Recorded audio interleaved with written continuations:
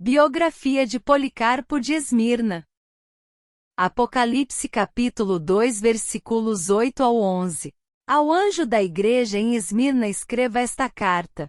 Esta mensagem vem daquele que é o primeiro e o último, que esteve morto e depois voltou à vida. Eu sei quanto você sofre pelo Senhor e sei tudo a respeito da sua pobreza, mas você tem riquezas. Conheço a calúnia daqueles que se opõem a você, que dizem que são judeus, mas não são, porque sustentam a causa de Satanás. Não tenha medo do que você está prestes a sofrer, pois o diabo brevemente lançará alguns de vocês na prisão para experimentá-los. Vocês serão perseguidos durante 10 dias. Mostre-se fiel até mesmo quando estiver enfrentando a morte e eu lhe darei a coroa da vida. Que todo aquele que pode ouvir, ouça o que o Espírito está dizendo às igrejas. Aquele que for vitorioso não sofrerá segunda morte. Havia muitas perseguições contra os cristãos na época do Império Romano.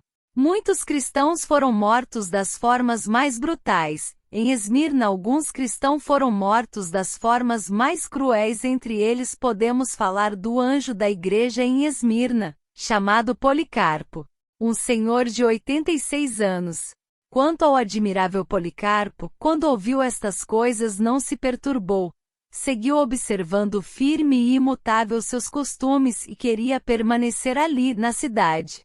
Mas persuadido pelas súplicas dos que o rodeavam e pelos que o exortavam a afastar-se secretamente, retirou-se a uma propriedade não muito distante da cidade, e ali passava seu tempo em companhia de uns poucos, não fazendo outra coisa, noite e dia, do que perseverar na oração ao Senhor. Nela pedia e suplicava pela paz, pedindo-a para as igrejas de todo o universo, o que aliás sempre fora costume seu.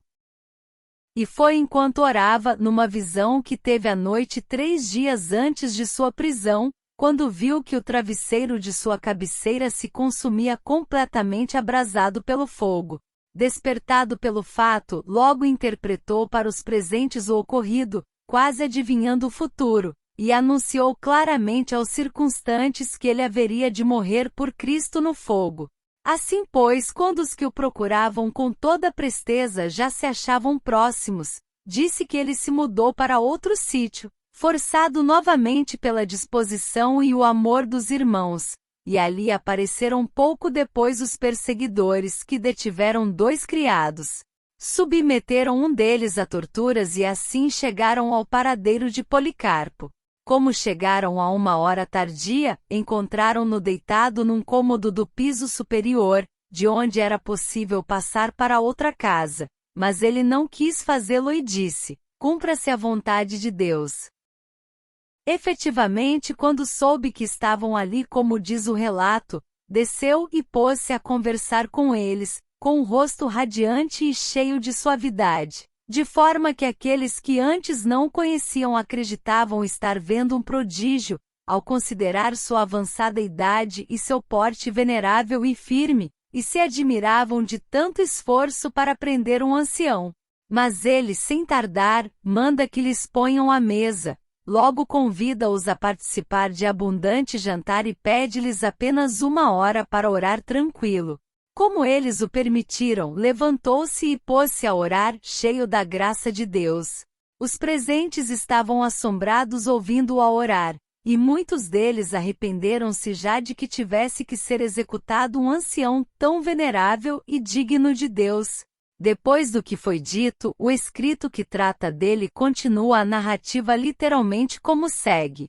Quando terminou sua oração, depois de fazer memória de todos com quem havia tratado em sua vida, pequenos e grandes, ilustres e plebeus, e de toda a Igreja Católica espalhada por toda a terra habitada, quando chegou a hora de partir, sentaram-no no lombo de um asno e conduziram-no à cidade. Era dia de grande sábado.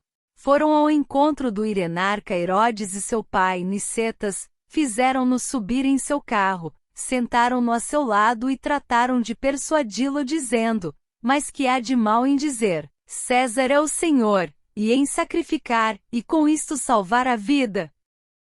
Policarpo a princípio não respondia, mas como insistissem, disse: não tenho intenção de fazer o que me aconselhais. Como não conseguiram seu intento, começaram a dizer-lhe palavras terríveis e fizeram-no descer a toda pressa, tanto que ao descer do carro arranhou a perna. Mas ele, sem virar-se, como se nada tivesse lhe acontecido, pôs-se animadamente a caminhar com pressa, conduzido ao estádio. Era tal o ruído no estádio que muitos não podiam ouvir. Entrando Policarpo no estádio, sobreveio uma voz do céu: sê forte, Policarpo, e porta-te como homem. Ninguém viu quem falou, mas muitos dos nossos ouviram a voz. Quando o conduziam, armou-se grande tumulto por parte dos que perceberam que haviam prendido Policarpo. Logo, quando se aproximou, perguntou-lhe o procônsul se ele era Policarpo. Tendo ele confessado, aquele tentou persuadi-lo a que renegasse, dizendo: tenha consideração a tua idade, e outras coisas parecidas a estas, como tem costume de dizer. Jura pelo gênio do César. Muda de pensar. Diga: morram os ateus.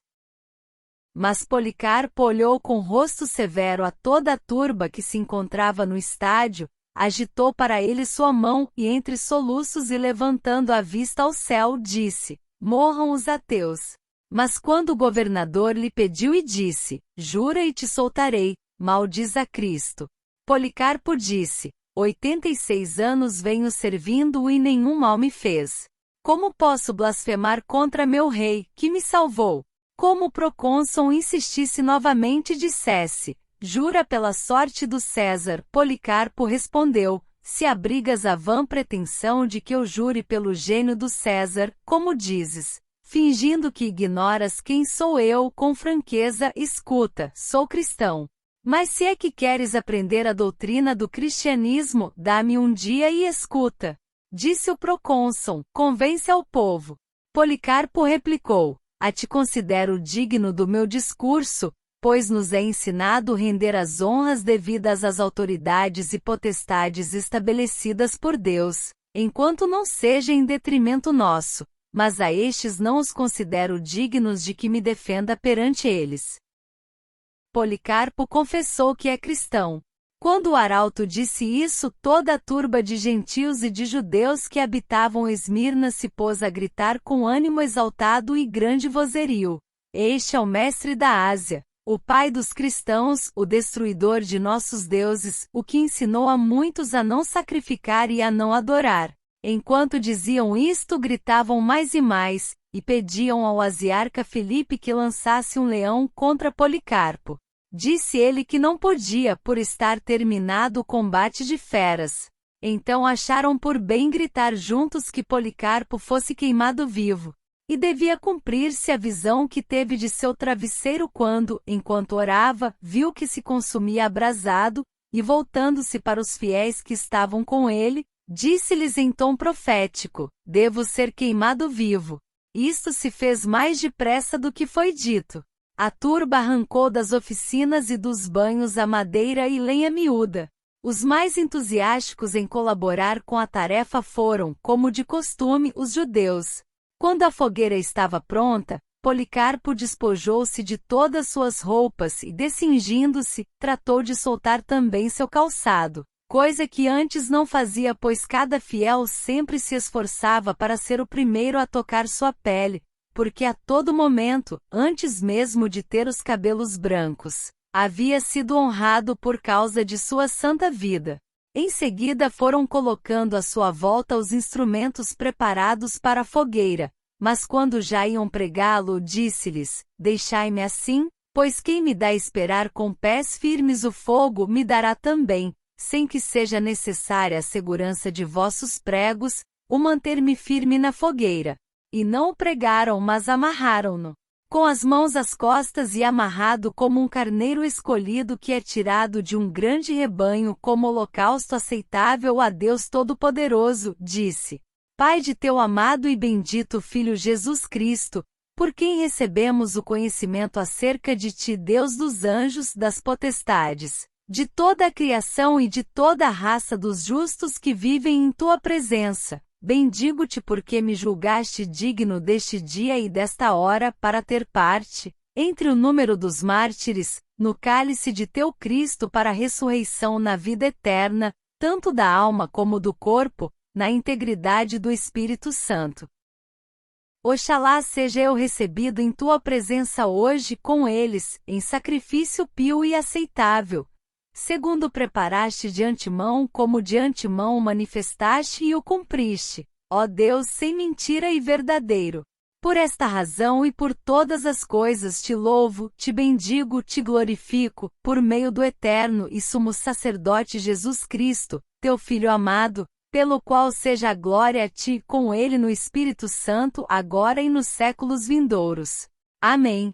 Quando pronunciou o Amém e terminou sua oração, os encarregados do fogo acenderam-no. O martírio de Policarpo deixou um legado de coragem e fé inabalável. Sua resistência à perseguição e sua disposição em enfrentar a morte por amor a Cristo continua a inspiração cristã em todo o mundo até hoje.